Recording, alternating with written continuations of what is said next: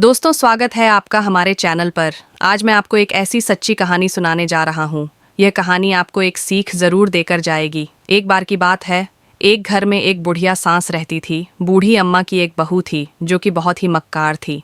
बहू अपनी सासू माँ को पसंद नहीं करती थी।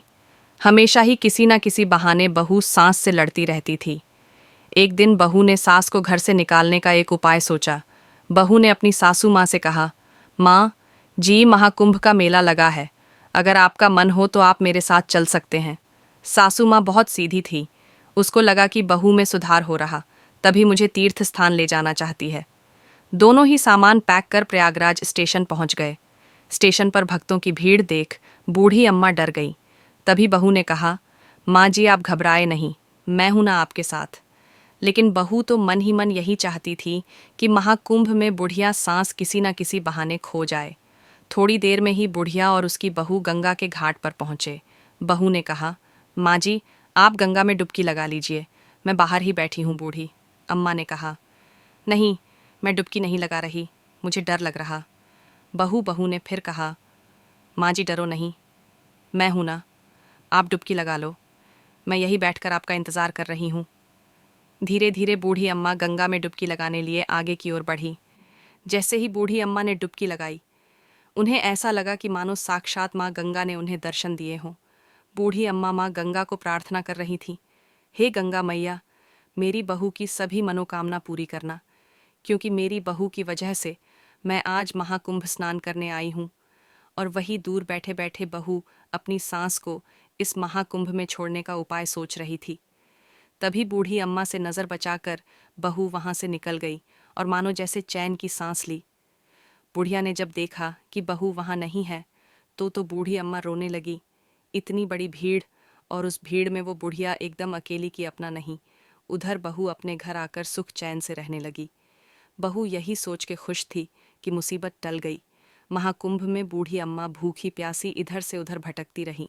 तभी एक दिन माता पार्वती ने महादेव जी कहा, स्वामी यह बूढ़ी अम्मा यहाँ खो गई, आप कुछ करते क्यों नहीं? इसकी बहू ने तो इसको धोखा दे दिया। महादेव ने कहा, मैं देख रहा हूँ जो कुछ भी हुआ है। महादेव रूप बदलकर महाकुंभ मेले में गए। महादेव ने देखा बुढ़िया भूखी प्यासी महादेव को याद कर रही है। तभी महादेव ने कहा, अम्मा तुम क्यों रो रही हो? बुढ़िया ने कहा, मेरी बहू और मैं मेले में बिछड़ गए हैं, मुझे अपने घर का पता नहीं मालूम, मैं क्या करूं? महादेव ने कहा, परेशान ना हो अम्मा, मेरे साथ मेरे घर चलो। अगर कोई जानकारी मिलती है तो मैं स्वयं आपको घर छोड़ाऊंगा। महादेव अम्मा को एक घर में ले गए। वहां अम्मा को खाना खिलाया और खूब सेवा की। अम्मा ने पूछा, तेरा नाम क्या है? महादेव ने कहा, अम्मा मेरा नाम शंकर है। शंकर ने कहा, जब तक तेरा पता नहीं मिलता तुम यही रहना अम्मा। अब महादेव रोज अपना भेष बदलकर निकल जाते और शाम को वापस शंकर के रूप में आकर बूढ़ी अम्मा के पास आ जाते। वहीं दूसरी तरफ बुढ़िया की बहू को एक लाइलाज बीमारी हो गई। बीमारी के चलते बहू का सारा पैसा उस बीमारी में खर्च हो गया। समय बीता, बहू पूरी तरह से कंगाल हो गई। अब बहू जगह जगह भीख मांगकर खाने लगी। बहू अक्सर यही सोचती कि मैंने अपनी सास के साथ बहुत बुरा किया है, इसलिए मुझे यह सब देखना पड़ रहा है। एक दिन शंकर अम्मा से बोलता है, चलो अम्मा, आज हम गंगा घाट पर चलते हैं, वहाँ कुछ भिखारी और साधु संतों को भोजन की सेवा देते हैं। शंकर और अम्मा सभी भिखारियों को एक एक करके भोजन परोस रहे होते हैं। तभी उस भिखारिन बहू की नज़र अपनी सासू माँ पर गई। भिखारी ने जोर से कहा, माँ जी मैं आपकी बहू हूँ, मुझे पहचानो, आप मुझे माफ़ कर दो, मैंने आपके साथ बुरा किया, देखो मेरा क्या हाल हो गया। बुढ़िया ने भी अपनी बहू को पहचान लिया था, लेकिन बूढ़ी अम्मा अपनी बहू को वहीं छोड़कर वापस शंकर के साथ चली गई। अब एक सवाल आप सभी से, क्या बूढ़ी अम्मा ने बहू को वहीं छोड़कर ठीक किया?